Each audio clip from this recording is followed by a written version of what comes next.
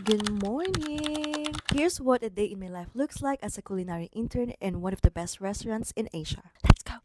But first, kape!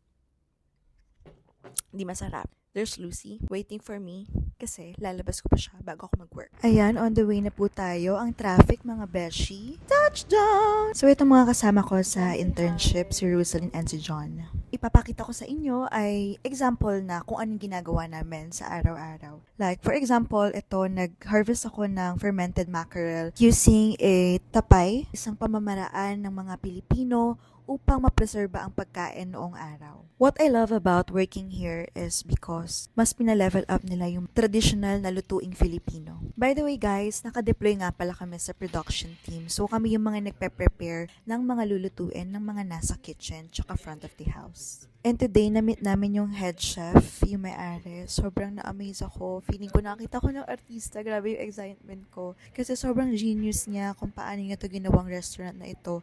And kung paano siya nag-research and nag-dig in sa mga kulturang Pilipino. Kung paano ginagawa yung mga Pilipinong pagkain or pagkaing Pinoy at in-elevate niya and sobrang amazing. Bilang isang culinary student, hindi lang dapat pagluluto ang alam mo o kaya paghihiwa, pati din dapat butchery. Ayan, tinuruan kami mag-debone and mag-peel ng skin. Pinatry sa amin kung paano, pero syempre, medyo na-murder namin yung mackerel.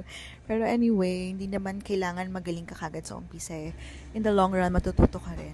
Practice lang. Ang susunod naman naming i-murder ay yung manok, tsareng. Nag-debone din kami ng chicken, kinuha namin yung oysters, yung leeg at kung ano-ano pa. Ang busy dito pero okay lang kasi hindi namin namamalayan yung oras. Lunchtime na pala.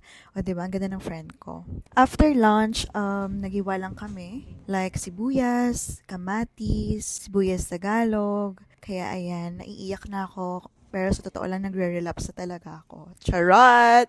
Tapos ayun, nagtutuho kami ng barbecue. Maya-maya lang kakain na naman kami kasi every 4:30 p.m. meron kaming meeting as a community or as a barangay. To sum up our day, nagdishell kami ng soybeans. Ayan. Favorite ko to kasi ang satisfying niya kapag natatanggal mo yung shells. Tapos, ayun na, uwian na. Meron kaming gym. Kung gusto namin mag-gym anytime we want, pwede naman. Pero hindi na kaya ng mga katawang lupa namin. Tapos, pumunta kami ng Salcedo Village. Sobrang traffic, hindi ko na kaya. Ayan, nakaka-stress. Tapos, ayun, ito na talaga ang pinakahuli namin ginawa. Kumain. Yun lang. Bye!